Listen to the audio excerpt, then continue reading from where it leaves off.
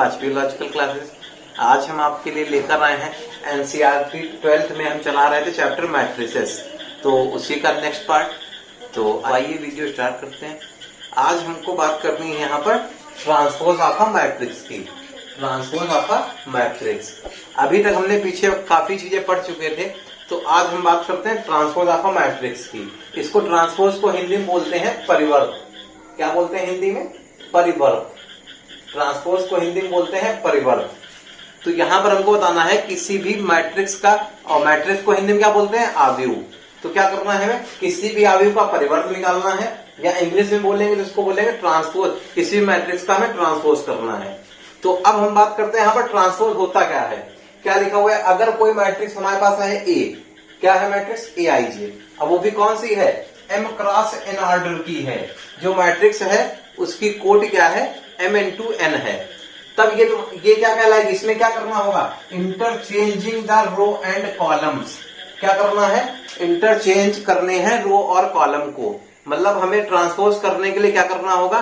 किसी भी मैट्रिक्स, जो भी मैट्रिक्स दी आ रही होगी उसमें क्या करना होगा? उनके रो या कॉलम को आपस में इंटरचेंज कर देना होगा। तो हमें यहाँ पर जो मैट्रिक्स नहीं मिलने वाली है वो क्या कहलाती है? Transpose of a matrix A. मतलब हमारे पास कोई अगर मैट्रिक्स ए दी जा रही होगी और उसका अगर हमें ट्रांसपोज करना है तो क्या करना होगा? उसके रो को कॉलम में बदल देंगे, कॉलम को रो में बदल देंगे। तो यहाँ पर जो हमको नई मैट्रिक्स मिलने वाली है वो क्या कहलाएगी? ट्रांसपोज कहलाएगी इसका, पहले वाली मैट्रिक्स का। इसको हम काहे से डिनोट करते हैं? इसको डिनोट करते हैं या फिर ए डैश से या ए की पावर टी से। ए डैश या ए की पावर टी, ए टी से। अब यहाँ पर हम बात करते हैं कि इसको क्या बोलते हैं? आव्यूह का परिवर्त। तो आव्यूह का परिवर्त का मतलब क्या होता है कि हमें जो हमारे पास पंक्ति है और जो हमारे पास स्तंभ है इनको आपस में बदल देते हैं। मतलब आव्यूह का परिवर्त निकालने के लिए क्या करना है? हमारे पास जो हमारे पास पंक्ति है और जो हमारे पास स्तंभ है इनको आपस में बदल देंगे। तो हमको जो प्राप्त होने वाली नई मैट्रिक्स होगी, जो नया आव्यूह होगा, वो क्या कहलाएगा? परिवर्त कहलाएगा। परिवर्त आव्यूह कहलाएगा किसका? जो पहले आव्यूह दिया जा रहा है उसका। इसको काहे लिखते हैं? ए डैश या फिर ए टी से करते हैं। अब यहाँ पर इसके एग्जाम्पल को हम समझ लेते हैं कैसे क्या करना है, कि हम परिवर्त कैसे निकालते हैं, ट्रांसपोज कैसे करते हैं। तो अब यहाँ पर एक बात देखते हैं हम, जैसे कि हमारे पास एक कोई ये आव्यूह एक दिया जा रहा है, हमारे पास एक ही आव्यूह दिया है 2, 3, 4 और ये दिया है 5, 6, 7। अब हमें क्या करना है? सबसे पहले हम बात करते हैं यहाँ पर ऑर्डर कितना है। तो ऑर्डर देखते हैं कितना है। तो यहाँ पर हम क्या करते हैं? ऑर्डर हमारा लिखा जाता है m क्रॉस n होता है। तो यहाँ पर ऑर्डर इसका क्या हो जाएगा? इसका ऑर्डर हो जाएगा 2 क्रॉस 3 हो जाएगा। यहाँ पर कितने? यहाँ पर m का मतलब क्या होता है? m का मतलब होता है रो, रो का मतलब यहाँ पर होता है पंक्ति। यहाँ पर पंक्तियां कितनी है? 2 पंक्तियां हैं। n का मतलब क्या होता है? कॉलम। कॉलम का मतलब क्या है? यहाँ पर ये 1, 2, 3 कॉलम है, तो 3 कॉलम होगा। इनको क्या बोलते हैं? स्तंभ बोलते हैं। अब हमें क्या करना है? अगर इसका, यहाँ पर हम एक बात समझ लेते हैं, अब जो हमारे पास आव्यूह या जो मैट्रिक्स दी आ रही है उसका अगर ऑर्डर 2 क्रॉस 3 है, तो जो हम परिवर्त करके लाने वाले हैं वो क्या हो जाएगा? 3 क्रॉस 2 हो जाएगा। क्यों हो जाएगा? क्योंकि हम क्या कर रहे हैं? कॉलम का रो, रो का कॉलम बदल रहे हैं। तो यहाँ पर हमारे पास ये है, निकल के आया। अब इसका हमें परिवर्त निकालना है। परिवर्त निकालना है या कह सकते हैं इसका ट्रांसपोज निकालना है। परिवर्त या ट्रांसपोज को कैसे लिखते हैं? या तो ए डैश से लिखेंगे या फिर क्या कर सकते हैं? ए टी से। दो में से किसी एक से लिखना है हमको। तो यहाँ पर ए डैश क्या होता है? रो का कॉलम, कॉलम का रो बदल देना है। तो यहाँ पर क्या है? पहली हमारे पास ये रो दी जा रही, तो हमें क्या करना है? कॉलम बना देना है। तो रो में कितने जा रहा है? 2 दिए जा रहा है, 3 दिया जा रहा है, 4 दिया है। तो हमने यहाँ से रो उठाई है, इधर कॉलम बना दी है। इसी प्रकार से आगे देखते हैं 5, 6, 7 क्या दिया जा रहा है? अब यहाँ पर 5 कर देंगे, 6 कर देंगे और यहाँ पर 7 कर देंगे। तो ये हमको प्राप्त हो गई। अब यहाँ पर हमको जो मैट्रिक्स प्राप्त हुई है या यहाँ पर आव्यूह जो प्राप्त हुआ है उसका ऑर्डर देखते हैं कितना है। तो यहाँ पर 3 पंक्तियां हो गई हैं, तो 3 पंक्तियां हो गई और ये 2 हो गया। तो अब यहाँ पर अगर हम बात कर ले, हमको क्या करना होता है? अगर किसी भी मैट्रिक्स का ट्रांसपोज या फिर परिवर्त निकालना होता है तो क्या करते हैं? कॉलम को रो में, रो को कॉलम में बदल देते हैं। तो उम्मीद कर रहे हैं आपको इस एग्जाम्पल के माध्यम से समझ में आ गया होगा। अब अगले टॉपिक पे आगे बढ़ते हैं। तो अभी हम बात कर रहे थे ट्रांसपोज ऑफ अ मैट्रिक्स की, मतलब किसी भी आव्यूह का हमें परिवर्त निकालना था। अब यहाँ पर हमें पढ़ना है properties of a transpose of the matrix. जो हम ट्रांसपोज कर रहे थे, उस जो ट्रांसपोज ऑफ अ मैट्रिक्स था उसकी प्रॉपर्टी क्या क्या होती है, उसकी गुण क्या है, उसकी विशेषताएं क्या है। किसी भी आव्यूह जो परिवर्त कर रहे हैं, आव्यूह परिवर्त जो निकाल रहे थे उसकी प्रॉपर्टीज क्या है। तो सबसे पहला यहाँ पर जो प्रॉपर्टी है वो ये है कि किसी भी आव्यूह का या मैट्रिक्स का अगर हम परिवर्त निकालते हैं तो हमें क्या मिलता है, वही आव्यूह प्राप्त हो जाता है। यहाँ पर इसको हम एग्जाम्पल के माध्यम से भी देख लेंगे। क्या कहा जा रहा है, किसी भी हम आव्यूह का मैट्रिक्स का अगर परिवर्त निकालने के बाद फिर से परिवर्त निकालते हैं तो हमें वही आव्यूह प्राप्त हो जाता है। जैसे कि यहाँ पर हम एग्जाम्पल से देख सकते हैं कि हम एग्जाम्पल दिखा रहे हैं कि हमारे पास एक ये कोई आव्यूह दिया जा रहा था, इसमें ये 3-4 एलिमेंट ये दिए हैं। अब हमें क्या करना था, इस वाले हमें इसका परिवर्त निकालना था, इसका ट्रांसपोज निकालना था। क्या आएगा यहाँ पर ट्रांसपोज, रो का कॉलम, कॉलम का रो। तो इस वाले इसको क्या बोलते हैं, इधर से बोलते हैं रो। इसको क्या बना देना है, रो को बदल देना है कॉलम में। इसको किस में चेंज करना है, कॉलम में चेंज करना है। तो रो का कॉलम बनाएंगे तो यहाँ से क्या जाएगा, 1 2 3 आ जाएगा। इसी प्रकार से इसका हम रो का कॉलम बना देंगे, 4 5 6 आ जाएगा। तो ये हमारे पास क्या आ गया, परिवर्त आ गया। अब ये प्रॉपर्टी क्या थी कि परिवर्त का परिवर्त निकालेंगे, मतलब ट्रांसपोज का ट्रांसपोज। इसका फिर से हम ट्रांसपोज कर दें, क्या आ जाएगा, ए डैश का डैश आ जाएगा। फिर से देखते हैं क्या करना होता है, रो का कॉलम तो 1 और 4 आ जाएगा, फिर रो का कॉलम कर देना है, फिर 2 और 5 आ जाएगा, फिर 3 6 कर देना है, फिर यही आ जाएगा 3 6। तो इसका मतलब क्या है, ये तो वही आ गई मैट्रिक्स, यही आव्यूह आ गया जो दिया जा रहा था। इसका मतलब ये पहली प्रॉपर्टी हमारी सेटिस्फाइड हो गई, ये प्रूफ हो गई। पहली प्रॉपर्टी क्या थी कि हमारे पास अगर कोई भी आव्यूह दिया जा रहा था, अगर उसका हम 1-2 बार लगातार ट्रांसपोज कर देते हैं, परिवर्त 2 बार लगातार निकाल देते हैं, तो हमें फिर से वही मैट्रिक्स, वही आव्यूह प्राप्त हो जाता है। अब बढ़ते हैं दूसरे पॉइंट की तरफ। ये तो बात हो गई पहले पॉइंट पे। अब यहाँ पर दूसरी प्रॉपर्टी देखते हैं। पहली प्रॉपर्टी क्या था कि अगर किसी भी परिवर्त आव्यूह का, जो आव्यूह परिवर्त हो चुका है, उसका अगर हम फिर से परिवर्त करते हैं तो क्या होता है, हमें फिर से पुनः दी हुई मैट्रिक्स प्राप्त होती, दिया हुआ आव्यूह प्राप्त होता है। अब बढ़ते हैं दूसरे आव्यूह की तरफ। अब दूसरी प्रॉपर्टी हम डायरेक्टली देख सकते हैं। किसी भी अगर हम क्या करते हैं, किसी भी अगर हम मैट्रिक्स को किसी भी स्केलर से मल्टीप्लाई करा देते हैं, उसका ट्रांसपोज निकालते हैं, तब क्या जाएगा, या हम क्या कर सकते थे, स्केलर से ट्रांसपोज कराने के बाद मल्टीप्लाई कर सकते हैं। ये तो बहुत ही आसान सा है। जैसे हम यहाँ पर एग्जाम्पल से इसको देख सकते हैं। हमारे पास ये कोई दिया जा रहा है, आव्यूह दिया जा रहा है हमारे पास, ये छोटा सा कोई हम मान ले रहे हैं अपने मन से। अब ये कहा जा रहा है इसको हम स्केलर से, किसी भी स्केलर, चलो इसको 2 से मल्टीप्लाई कर दे रहे हैं, तो क्या जाएगा, यहाँ पर ये 2 आ जाएगा, यहाँ क्या जाएगा 4 आ जाएगा, यहाँ कितना जाएगा 8 आ जाएगा, यहाँ कितना जाएगा 10 आ जाएगा। अब ये कहा जा रहा है ये वैल्यू इसके बराबर हो जानी चाहिए। अब इसका हमें क्या करना है, परिवर्त निकाल देना है। तो इसका परिवर्त क्या निकलेगा, 2a का परिवर्त क्या निकल के आएगा, ये हो जाएगा। अब यहाँ पर ये 2 4 क्या जाएगा, 2 4 आ जाएगा, 8 और 10 आ जाएगा। रो का कॉलम, कॉलम का हमने रो बदल दिया, तो ये निकल के आया। तो अब ये प्रॉपर्टीज में इधर क्या कहा जा रहा था कि पहले चाहे हम परिवर्त निकालने का, पहले इसका परिवर्त निकालेंगे तो क्या जाएगा, ए डैश। देखते हैं 1 2 आ जाएगा, 4 और 5 आ जाएगा। अब इसको अगर हम 2 से मल्टीप्लाई कराते हैं तब क्या आएगा, तब भी आ जाएगा, ये आ जाएगा 2, ये आ जाएगा 4, ये आ जाएगा 8, ये आ जाएगा 10। तो क्या कहा जा रहा है, ये जो वैल्यू थी क्या था, किसी भी स्केलर से चाहे हम परिवर्त निकालने से मल्टीप्लाई पहले करा लें या बाद में करा लें, आंसर दोनों तरफ से वही आना है। तो अब बढ़ते हैं तीसरी प्रॉपर्टी की तरफ। 2 प्रॉपर्टी समझ में आ गई होंगी आप सभी को। तीसरे नंबर की प्रॉपर्टी हमारे पास ये है, ये हमारे पास दूसरे नंबर की प्रॉपर्टी हो गई। तीसरे नंबर की प्रॉपर्टी ये कही जा रही है कि अगर a प्लस बी, 2 अगर हमारे पास क्या दिया जा रहा है, अगर 2 हमारे पास यहाँ पर a और b 2 मैट्रिक्स या आव्यूह हम बोल सकते हैं दिए जा रहे हैं, अगर उनका जो एडिशन है, उनको दोनों को जोड़ने के बाद तो हम परिवर्त निकालें, और चाहे क्या कर सकते थे कि अलग अलग परिवर्त निकाल के दोनों को जोड़ सकते हैं, तो बात बराबर रहेगी दोनों तरफ से। क्या करना है, जो आव्यूह दिया है चाहे क्या करें, दोनों को जोड़कर परिवर्त निकाल लें, या क्या करें अलग अलग परिवर्त निकालकर दोनों आव्यूह का तब जोड़ दें, तो दोनों तरफ से हमारा सेम रहेगा। चौथी प्रॉपर्टी की बात करते हैं। तो उम्मीद कर रहे हैं आप सभी को 3 प्रॉपर्टी समझ में आ गई होंगी। चौथे तरफ चलते हैं। चौथी प्रॉपर्टी ये कहा जा रहा है, जैसे कि अगर 2 हमारे पास मैट्रिक्स दी जा रही, ए और बी 2 मैट्रिक्स दी जा रही, या हम यहाँ पर ये बोल सकते हैं ए और बी 2 आव्यूह दिए जा रहे हैं, तो उनका जो प्रोडक्ट है, जो मल्टीप्लीकेशन है, वो कितना आएगा, ए बी आएगा। तो जो ए बी का अगर हम निकालते हैं, ए बी का अगर हम परिवर्त निकालते हैं, तो वो किसके बराबर हो जाता है, बी डैश ए डैश के बराबर होता है। मतलब क्या करना है, यहाँ पर ए बी का जो परिवर्त रहेगा किसके बराबर हो जाएगा, दोनों के पहले क्या करें, बी का परिवर्त निकालेंगे बी डैश, ए का परिवर्त निकालेंगे ए डैश, फिर दोनों का प्रोडक्ट करा लेंगे, तब ये बराबर आ जाएगा। तो उम्मीद कर रहे हैं आप सभी को चारों प्रॉपर्टी समझ में आई होंगी। इसी प्रकार से हम आगे बढ़ते हैं। तो अभी तक हमने आज पढ़ा है ट्रांसपोज पढ़ा, उसके बाद हमने प्रॉपर्टीज ऑफ ट्रांसपोज पढ़ी। अब बात करते हैं, यहां पर हम बात करते हैं symmetric and skew symmetric matrix. Symmetric and skew symmetric matrices क्या होती हैं? इसको हिंदी में बोलते हैं सममित तथा विषम सममित आव्यूह। क्या बोलते हैं? सममित, हम यहां पर लिख दे रहे हैं सममित, क्या हो जाएगा? सममित आव्यूह तथा सममित आव्यूह तथा विषम सममित आव्यूह, सममित आव्यूह तथा विषम सममित आव्यूह। तो अब हम यहां पर बात की कर रहे हैं symmetric matrix and skew symmetric matrix. इसको क्या बोलते हैं? सममित आव्यूह तथा विषम सममित आव्यूह। तो अब यहां पर बात करते हैं, सबसे पहले अभी हमने पीछे पढ़ा हुआ था ट्रांसपोज। ट्रांसपोज का मतलब क्या था? परिवर्त।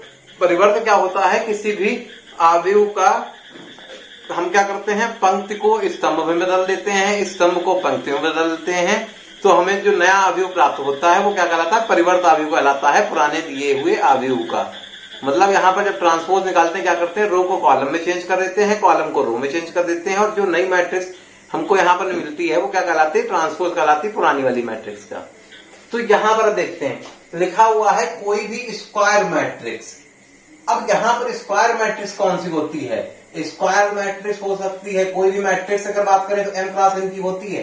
तो स्क्वायर वाली कंडीशन में क्या होता है कि m और n का मान बराबर होना चाहिए। जैसे तो यहाँ पर क्या जाएगा? या तो हम यहाँ पर बोल सकते हैं m क्रॉस m की होनी चाहिए, या क्या बोलेंगे? n क्रॉस n की होनी चाहिए।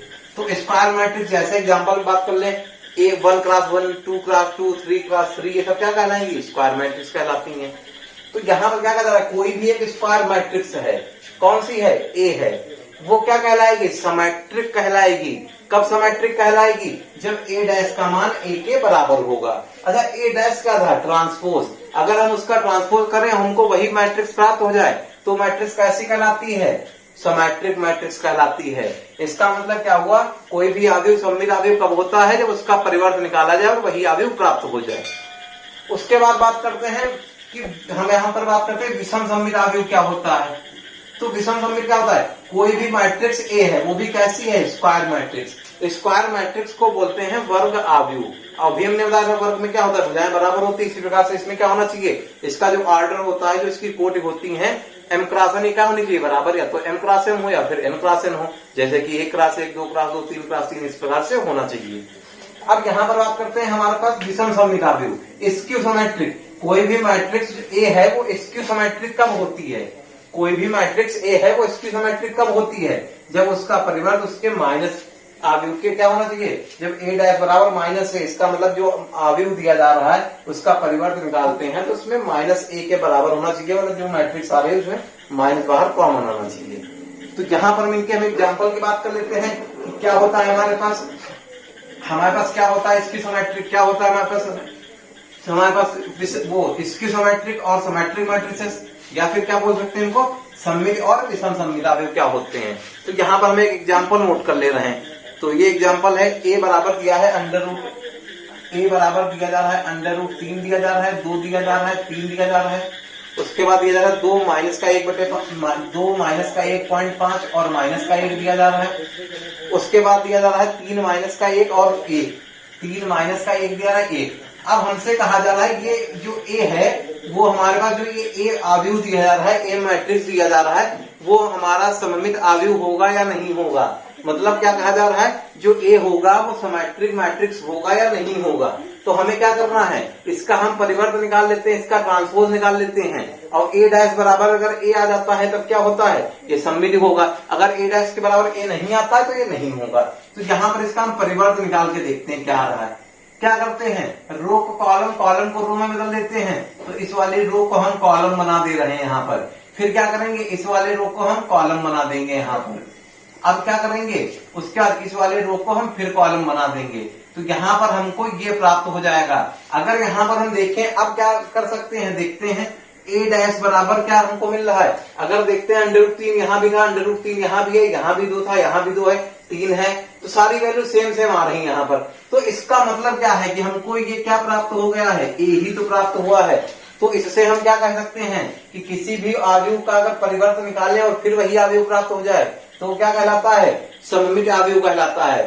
तो सिमेट्रिक मैट्रिक्स क्या होता है, किसी भी मैट्रिक्स का अगर हम ट्रांसपोज निकालते हैं और फिर से वही मैट्रिक्स प्राप्त हो जाती है तो वो क्या कहलाता है, सिमेट्रिक मैट्रिक्स कहलाता है। इसी प्रकार से अब देखते हैं हम यहाँ पर विषम सममित आव्यूह की बात करते हैं।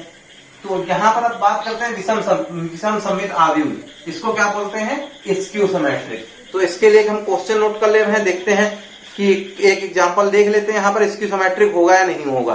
तो यहाँ पर हम एग्जांपल एक नोट कर रहे हैं, दूसरा a बराबर दिया जा रहा है, 0 दिया जा रहा है, e दिया जा रहा है, f दिया जा रहा है और माइनस का e दिया जा रहा है, माइनस का f दिया जा रहा है, माइनस का e माइनस का f दिया जा रहा है। उसके बाद क्या दिया रहा है, 0 दिया जा रहा है, g दिया जा रहा है, फिर g दिया जा रहा है और 0 दिया जा रहा है। ये हमारे पास दिया जा रहा है। अब हमको क्या करना है, इसको दिखाना है विषम सममित आव्यूह होगा या नहीं होगा। मतलब हमें क्या करना है, इसको स्क्यू सिमेट्रिक की कंडीशन अभी हमने पीछे बताई थी, हमको ये दिखाना था।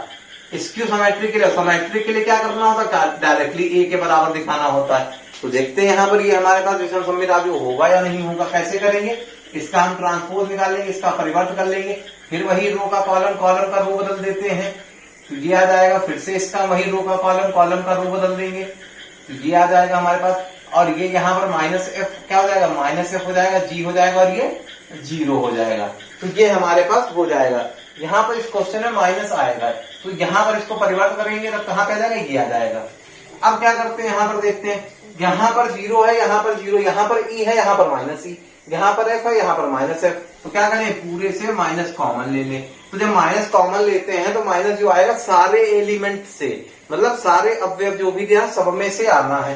0 में से कॉमन ले लेंगे, कोई बात नहीं, इसमें से e आ जाएगा तो माइनस बाहर आ गया, इसमें से f का माइनस बाहर आ गया, इसमें नहीं है तो आ जाएगा, इसमें क्या है 0 रहेगा, g का माइनस चला जाएगा, इसमें क्या आ जाएगा, आ जाएगा, इसमें भी आ जाएगा माइनस, तो ये 0 हो जाएगा। तो अब देखते हैं यहाँ पर ये 0 था, ये भी 0 है, ये माइनस ई है, माइनस ई है, माइनस एफ है, माइनस एफ है, माइनस जी सारे बराबर आ रहे हैं। इसका मतलब क्या हुआ, माइनस का ए प्राप्त हो गया। तो यहाँ पर हम क्या बोल सकते हैं, ये क्या जो हमारे पास आव्यूह ए दिया जा रहा था वो कैसा हो गया, स्क्यू सिमेट्रिक हो गया। तो उम्मीद कर रहे हैं आप सभी को वीडियो अच्छा लग रहा होगा, वीडियो पसंद आ रहा होगा। अगर वीडियो अच्छा लग रहा है तो वीडियो को लाइक करें, शेयर करें, सब्सक्राइब करें, मेरे चैनल को सब्सक्राइब करें और बेल आइकन को प्रेस कर लें जिससे आने वाले हर नए वीडियो का नोटिफिकेशन आप तक पहुंचता रहे। यहाँ पर हमें एक थ्योरम दी जा रही है, उसको देखते हैं। थ्योरम का स्टेटमेंट दिया रहा है, इसका प्रूफ देखते हैं।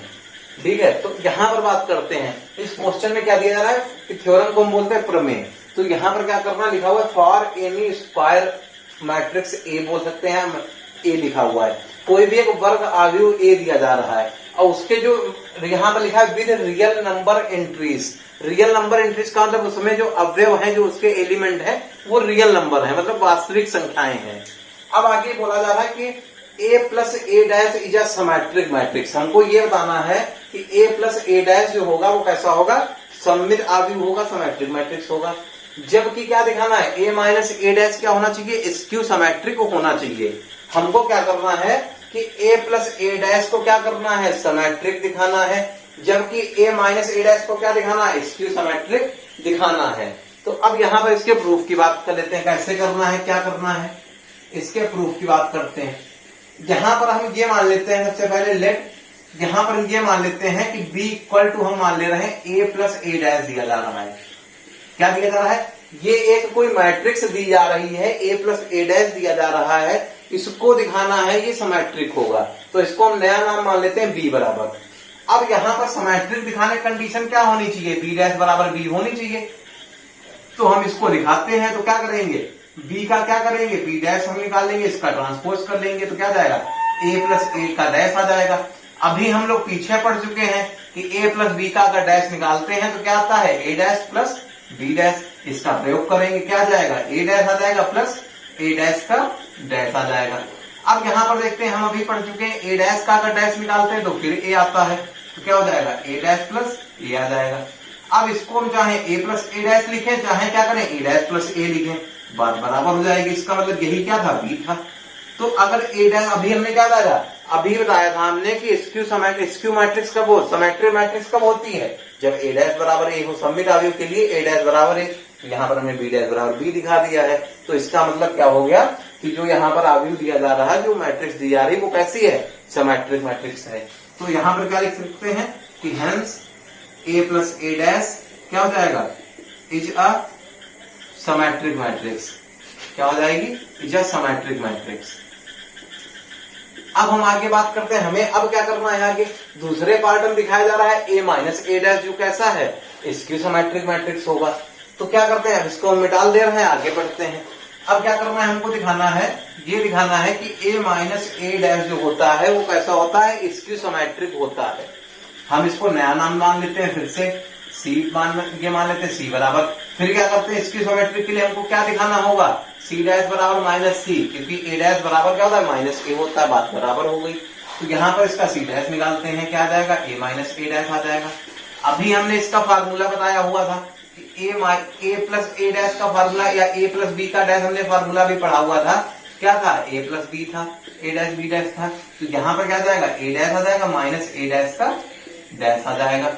अभी हमने फिर बताया था a डैश का डैश क्या होता है, ये होता है, ये हमने प्रॉपर्टियां सारी बताई थी, तो ये a डैश आ जाएगा, ये आ जाएगा। क्या करें, माइनस कॉमन ले लें, क्या आ जाएगा, a माइनस a डैश आ जाएगा। और यही क्या था, c था, तो यहाँ से c डैश बराबर क्या हो गया, c प्रूफ होके आ गया। तो इससे हम क्या बोल सकते हैं कि a प्लस a डैश जो है वो सिमेट्रिक मैट्रिक्स है, जबकि a माइनस a डैश क्या है, स्क्यू सिमेट्रिक मैट्रिक्स है। मतलब अर्थात क्या हो सकता है, a प्लस a डैश जो है वो कैसा हो गया, सममित अवयव हो गया, जबकि क्या हो गया, a माइनस a डैश क्या हो गया, विषम सममित अवयव हो गया। तो उम्मीद कर रहे हैं आप सभी को समझ में आ रहा होगा। अब यहाँ पर अगला जो टॉपिक आने वाला है, जो थ्योरम बताने का जो मेन रीजन यहाँ पर था, थ्योरम जहां तक ऐसा रहता है कि इंटर लेवल पे ये सब नहीं पूछा जाता है। तो अब यहाँ पर हम बात करते हैं, हमें जो बताना था मेन टॉपिक, ये बताना था कि कोई भी अगर एक मैट्रिक्स दी जा रही है, क्या है, कोई भी एक अवयव दिया जा रहा है, उसको हम सममित और विषम सममित अवयव के योग के रूप में कैसे लिख सकते हैं। क्या करना है कि हमारे पास जो एक मैट्रिक्स दी जा रही है उसको हम सिमेट्रिक और स्क्यू सिमेट्रिक के सम के रूप में कैसे लिख सकते हैं। मतलब हम यहाँ पर एक प्रकार से ये बोल सकते हैं कि हमारे पास एक जो मैट्रिक्स दी जा रही है उसको हमको क्या लिखना है, सिमेट्रिक और स्क्यू सिमेट्रिक के सम के रूप में, सम का मतलब एडिशन के रूप में लिखना है। तो उसको हम कैसे लिख सकते हैं, हम इस पे बात कर लेते हैं। बाकी इस पे कई सारे क्वेश्चन पेपर में भी आते रहते हैं, बुक में भी दिए जा रहे हैं एनसीईआरटी में। तो अब यहाँ पर बात करते हैं, हमारे पास जैसे कि एक ये दी आ रही है, अभी हमने जैसे देखा यहाँ पर पीछे देखा हुआ था कि हम यहाँ पर लिख दे रहे हैं कि a प्लस जो a डैश होता है वो क्या होता है, सिमेट्रिक होता है, सिमेट्रिक मैट्रिक्स कहलाता है। क्या कहलाता है, सिमेट्रिक मैट्रिक्स कहलाता है। जबकि a माइनस a डैश क्या होता है, स्क्यू सिमेट्रिक कहलाता है। क्या कहलाता है, स्क्यू सिमेट्रिक कहलाता है, मैट्रिक्स कहलाता है। तो यहाँ पर हमसे ये कहा जा रहा है, एक कोई मैट्रिक्स है, एक कोई अवयव है जिसको क्या करना है, सिमेट्रिक और स्क्यू सिमेट्रिक के रूप में लिखना है। तो हम क्या कर देंगे, इन दोनों को ही लिख दें, जोड़ के लिख देते हैं, देखते हैं क्या आता है। क्या लिख सकते हैं, a प्लस क्या कर दें, a डैश कर दें एक ब्रैकेट में, फिर क्या हो जाएगा, ये हो जाएगा a माइनस a डैश हो जाएगा। तो यहाँ पर क्या हो जाएगा देखते हैं। अब यहाँ पर अगर हम देखें तो ये a प्लस a डैश क्या हो गया, सिमेट्रिक वाला भाग हो गया, ये क्या हो गया, स्क्यू सिमेट्रिक वाला। इसका मतलब हम ये बोल सकते हैं ये पहला पद जो हो गया वो सममित अवयव हो गया, दूसरा पद विषम सममित हो गया। लेकिन क्या यहाँ पर देखते हैं क्या बराबर है, इसको सॉल्व करके देखो तो यहाँ से क्या हो जाएगा, a प्लस a क्या जाएगा, 2a आ जाएगा, जबकि a और प्लस a डैश क्या हो जाएगा, 0 हो जाएगा। तो यहाँ पर इधर तो हमारे पास a दिया जा रहा था, इधर क्या है, 2a है। तो इसको हम बराबर कैसे करें, क्योंकि हमको बराबर कर दिखा दे तो हमारा काम हो गया जो हमने बोला था। तो यहाँ पर क्या कर सकते हैं, यहाँ पर इसको हम इस तरीके से ना लिख के, अगर हम इस तरीके से लिख दें कि यहाँ पर क्या कर दें, 1/2 से इसको 1/2 से डिवाइड कर दें, इसको भी 1/2 से डिवाइड कर दें, तो यहाँ पर क्या हमको मिल जाएगा। अब ए देखते हैं, अब इससे पहले इसको हम सॉल्व करके देखते हैं क्या हमको यही मिलने वाला है। क्या करेंगे, 1/2 इससे मल्टीप्लाई करा देंगे, फिर 1/2 a डैश से इससे मल्टीप्लाई करा देंगे, प्लस का 1/2 आ जाएगा इधर, और फिर माइनस का 1/2 a डैश आ जाएगा।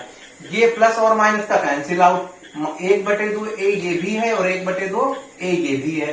तो 1/2 यहाँ पर क्या हो जाएगा, यहाँ पर इसको मैं इस तरीके से भी लिख सकते हैं, a/2 अगर यहाँ पर ये तुम्हारा हर समान होता है डायरेक्टली जुड़ जाते हैं, तो 2a/2 आ जाएगा, 2 कट जाएगा तो क्या जाएगा, a आ जाएगा। इसका मतलब हमने जो यहाँ पर माना हुआ था वो सही है हमारा। तो इसका मतलब क्या हो सकता है कि यहाँ पर इसको हम ये लिख सकते हैं कि ये जो हमारे पास आया हुआ है वो क्या है, ए कोई मैट्रिक्स है, इसको हम क्या कर सकते हैं, सिमेट्रिक और स्क्यू सिमेट्रिक के सम के रूप में लिख सकते हैं, एडिशन के रूप में लिख सकते हैं। तो यहां पर क्या हो जाएगा, यहां पर ये हो गया है इतना कि जो पहली वैल्यू है वो क्या हो गई, वो हमारे पास हमने पहले बता रखा था सिमेट्रिक थी, जबकि दूसरी वैल्यू क्या थी, स्क्यू सिमेट्रिक थी। तो ठीक है, आगे बढ़ते हैं, अगले टॉपिक पे देखते हैं। अब हमको यहाँ पर हमने अभी आज का जो टॉपिक पढ़ाया हुआ है उसमें हमने क्या क्या पढ़ाया है। सबसे पहले हमने पढ़ाया था ट्रांसपोज क्या होता है, किसी भी मैट्रिक्स का ट्रांसपोज कैसे करते हैं, इसको बोलते हैं हिंदी में परिवर्त, किसी भी अवयव का परिवर्त कैसे निकालते हैं। फिर हमने परिवर्त के गुण बताए थे कि परिवर्त जो मैट्रिक्स होती है, जो अवयव होता है, उसके गुण क्या है, मतलब प्रॉपर्टी क्या थी जो हमारे पास ट्रांसपोज मैट्रिक्स थी। उसके बाद हमने तीसरा टॉपिक जो यहाँ पर अभी पढ़ाया हुआ था वो सिमेट्रिक मैट्रिक्स बताया था। फिर हमने बताया स्क्यू सिमेट्रिक मैट्रिक्स क्या होता है। फिर हमने ये बताया कि a प्लस ए डैश, हमने थ्योरम प्रूव कराई कि a प्लस ए डैश जो होता है सिमेट्रिक होता है, जबकि a minus A dash skew symmetric होता है।